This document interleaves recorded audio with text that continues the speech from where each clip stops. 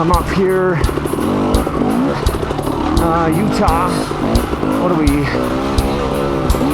First part of September 2020 here. Riding the 2020 KTM 300 XCW. I'm out with Kevin today. Kevin is riding his 2020 Sherco 300 SE. It's probably the 300 SE factory that he's on. So we're on a couple of two-strokes. It's funny because I was texting Kevin last night and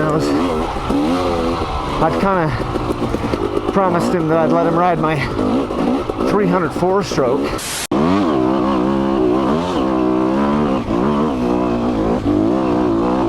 Oh my gosh! Sherco. Because he hasn't ridden it. And, but in truth, I didn't really want to bring it up here and ride it today. Because I'm hoping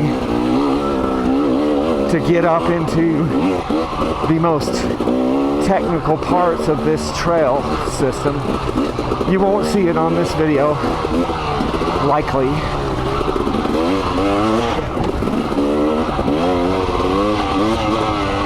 Because it's a ways up here.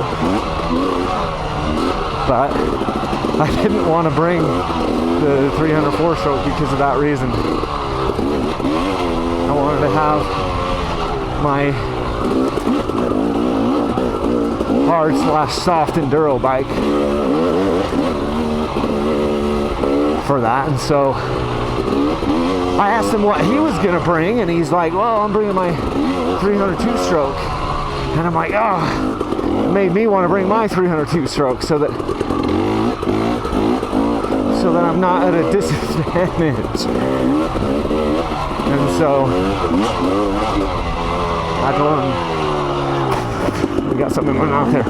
I told him, hey, I'll let you take my 304 stroke some other day. You can just take it home with you.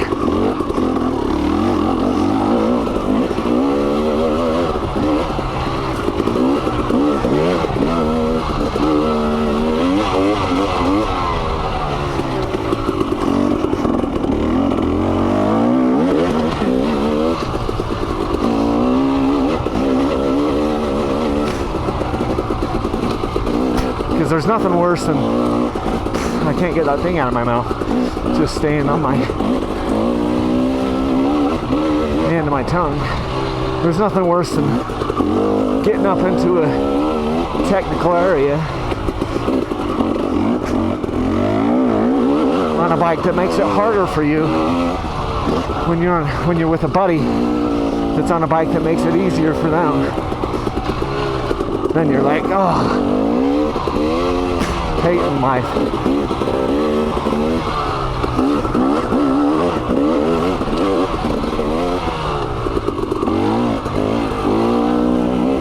And there was a comment I saw somewhere on like Facebook or somewhere, and somebody was saying, I'd like to see you do some hard/soft enduro stuff on something other than one of your KTM two-strokes. And I'm like, well,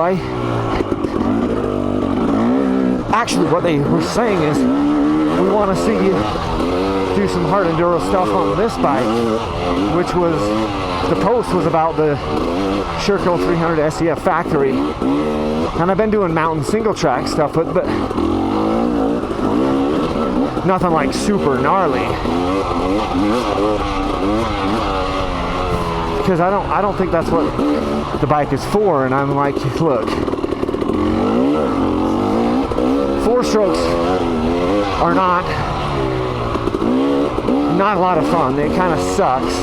And the gnarlier the terrain, the worse it is. Now, obviously, there's going to be some guys that want to argue with that and be like, hey, I've got my 4-stroke setup for the gnarliest thing ever, and I'm riding way gnarlier stuff than you, Kyle, blah, blah, blah, blah, blah.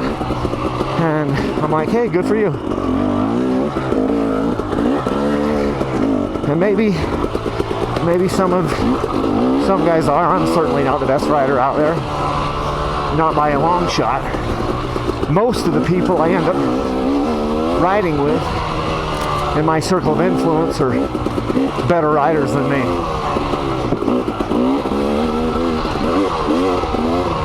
But I will just say that, hey, people are always talking about how we need to look to racing and look at the highest echelons of competition, find out what A, the bikes are capable of, and B, what works the best. And I don't see Graham Jarvis and Johnny Walker and Manny Lettenbichler and Alfredo Gomez. You know, those guys are in the hard enduro series. I don't see them ever riding 4-strokes in these hard enduro races. And yes, I get it that enduro cross guys are riding 4-strokes in some of the sections on an enduro cross track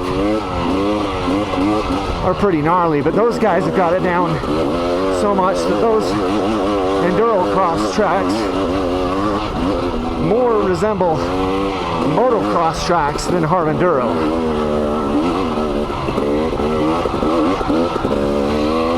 You know? So, yes, when Colton Haker is running an enduro cross, he's on a 4-stroke. But when Colton Haker is running a hard enduro race, Ayresburg, some of these races like that, Romaniacs, they are riding 2-strokes.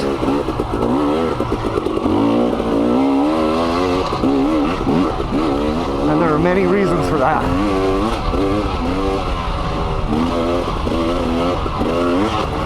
Two strokes stay running better. They make less heat, so they don't overheat as easily. They make incredible torque at low RPMs.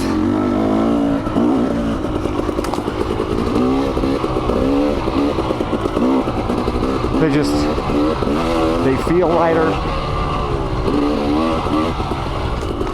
They're simple.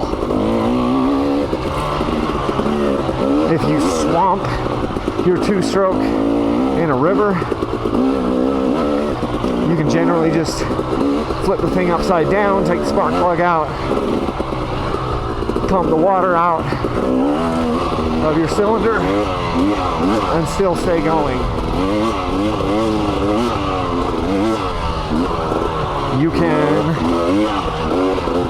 lose all your gear oil on a 2-stroke and still stay going.